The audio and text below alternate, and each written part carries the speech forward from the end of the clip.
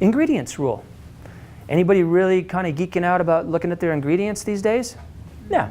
Most people that come to a diet class or nutrition class are turning labels.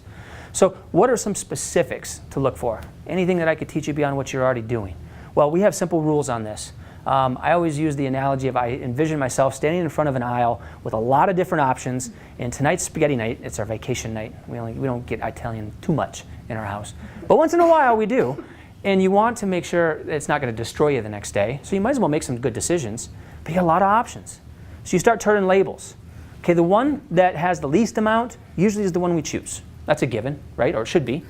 Okay, so lesser ingredients, the better.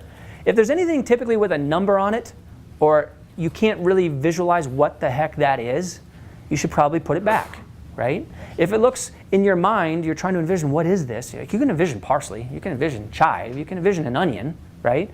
But something with hydroxy 1,2,5 and all this other stuff, can you envision what that is, what that looks like? No, it looks like a molecular structure made in the lab, and it probably is, and you should put it back. So those are the things that you want to look for, just basic rules right there. What are some other things we talk about, ingredients? Sugars. Okay, we don't necessarily get too analytical and crazy. Okay, I want dieting to be fun and easy and enjoyable. I don't want it to be like this is stressing me out. And a lot of people make it that way. But we look at sugars. We don't count them, but we look for sugars. Yes, relative count, but we also look for the hidden names for sugars. You guys, how many names for sugars are there? 57 different names for sugars. Okay, people out there who make these products are getting smart. They know that we're hanging out talking and we're teaching consumers to think better and consume better, so they're getting trickier, right? Okay, so we're going to write an article. Actually, April already wrote it, and I'm going to post it probably later today or tomorrow in my free time on bydesignliving.com, which will tell you what all those names of those sugars are. So you can at least try to memorize most of them and then start turning your labels and be like, ah, there I see it. Sometimes you'll find like 4 different names of sugars in the same ingredient. They're hiding it from you. Tricky, tricky. Okay. What else? Anything else? Excitotoxins. Anybody ever heard of the word excitotoxin? You can raise your hand on this one. Is that it? Just 1? 2? 3? Okay. Excitotoxins, aka neurotoxins. These are things that are typically found in a lot of common foods that when you put them into the system, literally it overexcite your brain, your nervous system.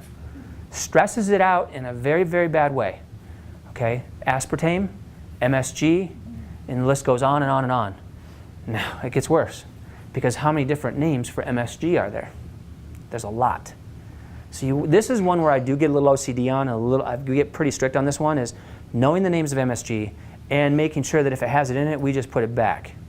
Because the cleaner you get, the better you get at diet. When you put that stuff in, you become hypersensitive to when it's in.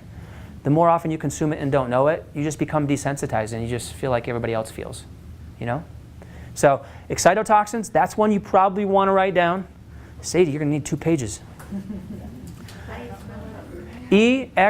EXCITO toxins, or neurotoxins, NEURO toxins. And next to that, MSG, aspartame, and there's a bunch of others.